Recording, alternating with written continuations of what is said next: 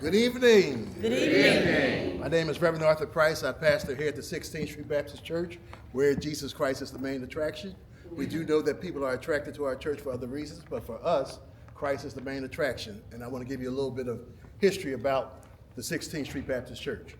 The 16th Street Baptist Church is the oldest Black Baptist church in Birmingham proper. It was organized in 1873, 10 years after the Emancipation Proclamation was signed. There was a group of former slaves that wanted to find a church where they could be affirmed and not blended. So they started the First Baptist Church for colored people.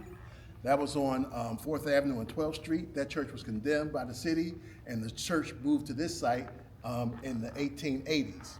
Now, the interesting thing about the church moving to this site in the 1880s is that this is actually the second edifice on this site.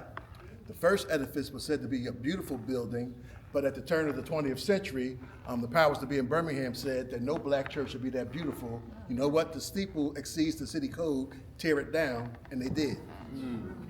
So in 1909, the church commissioned Wallace Rayfield, the second licensed African-American architect in the country, to design the church we're sitting in.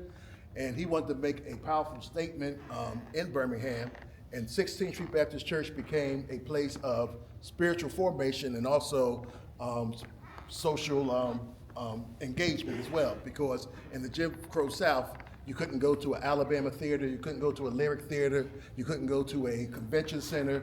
So when they wanted to hear prominent speakers, or when they wanted to hear somebody perform, they would bring them to the 16th Street Baptist Church. If they wanted to hear W.E.B. Du Bois give a speech, they brought him to 16th Street Baptist Church. Booker T. Washington spoke here. Paul Robeson spoke here. Mary McLeod Bethune spoke here. Marian Anderson did a concert here. Ralph Bunche spoke here. Jackie Robinson spoke here. And the list goes on and on and on. Probably the most noted speaker is the late, great Dr. Martin Luther King, who was brought here in 1963 at the bequest of the late, great Reverend Dr. Fred Shuttlesworth. And Dr. Shuttlesworth brought Dr. King to Birmingham to desegregate the parks and the schools. When Dr. King got here, there was very little fanfare when he got here. They had some lunch counter sit-ins that didn't garner a whole lot of attention. It wasn't until after he was arrested on Good Friday and he begins to pen his letter from the Birmingham jail that his lieutenants got the bright idea to get the children involved in the movement. So they got prom kings, prom queens, football stars, basketball stars.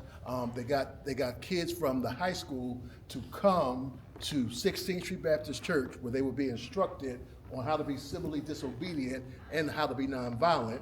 They packed this church out, about 3,000. Dr. King was a little bit ambivalent of getting the kids involved, but once he got on board with the idea, he composed a two-pronged strategy. One was to have the kids leave out of these doors 50 at a time into the streets to meet Bull Connor, his German shepherds, his fire hoses, and his water tanks, and to be arrested so they can go to jail. Because his idea was to fill up all the jails in Birmingham, which he did.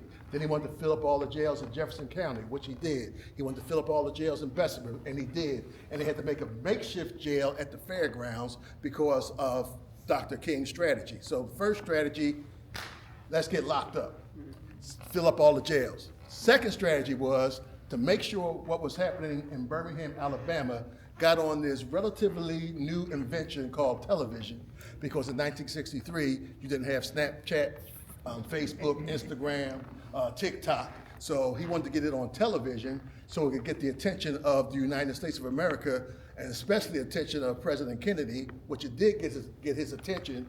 And President Kennedy, who was apprehensive on civil rights legislation, sent his brother down to broker a deal, and that emboldened Dr. King to do the March on Washington.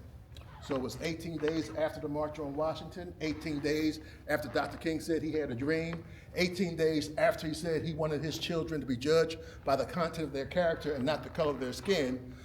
The response to the March on Washington in Birmingham was to bomb the 16th Street Baptist Church. So it was on September 15th, 1963. It was Youth Sunday. It was Children's Sunday. The kids were going to be in charge of the service. They're going to read the scripture. They're going to do the praying.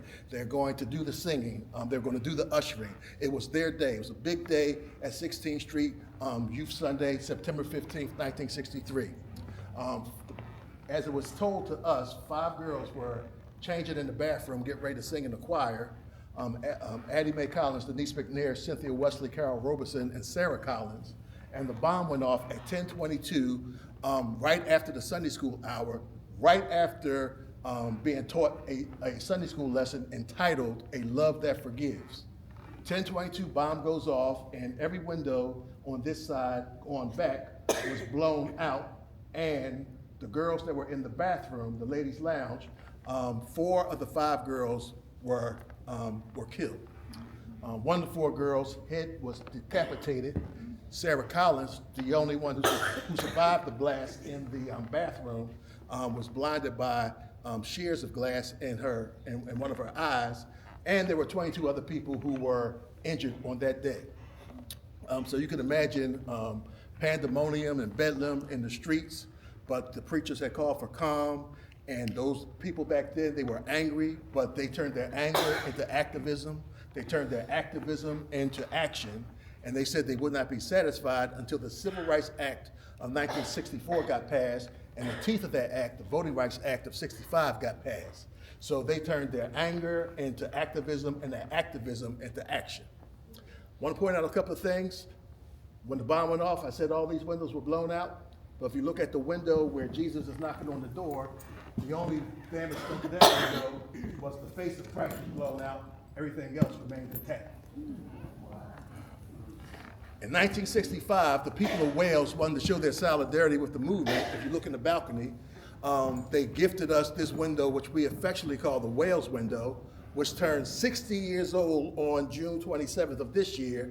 John Petts, who heard about the bombing in Birmingham, was told to us that he cried like a baby, and his wife said, "Don't cry about it, do something about it." So he authored this window, and he paints a black Jesus suffering in the South as Christ was on the cross, with one hand pushing out hatred, the other hand open for forgiveness, rainbow over his head from the sign of Genesis, that when God told Noah, never again. Different colors in the background to represent the different cultures, colors, and creeds around the world. Bullets going through the chest, and the bottom 4 words on the bottom 4 window pane says, "You do it to me," when Jesus said in Matthew 25, "When you do it to the least of these, you've also done it to me." 16th Street Baptist Church became a National Historic Landmark in 2006 under President George Bush. Gail Norton, the Secretary of Interior, signed that into legislation. Alberto Gonzalez was here for that as well. In 2013, we celebrated the 50th anniversary of the bombing, and President Barack Obama awarded the 4 little girls the Congressional Gold Medal of Honor. And on his way out the door, President Obama designated that this area would be a National Historic Civil Rights Monument, and we get tens of thousands of visitors to come through the district each and every year to hear the story that we need to tell. The church right now is embarking on a new visitors and visitor center that's about 2 doors down next to the parsonage. It's going to be a place that's going to engage people in civil rights engagement. It's going to also have cultural enrichment and economic impact in this district, so that when people come here, they can have an experience that is first class. And we believe that the story of the 16th Street Baptist Church and the story of Birmingham is just as important as the story of the Liberty Bell in Philadelphia, as Gettysburg in Gettysburg, Pennsylvania, as Paul Revere's famous ride in Boston. We believe we have a story to tell, and no matter what legislation comes from Pennsylvania Avenue, we're going to continue to tell our history. If they won't teach it in school, they'll learn it at church.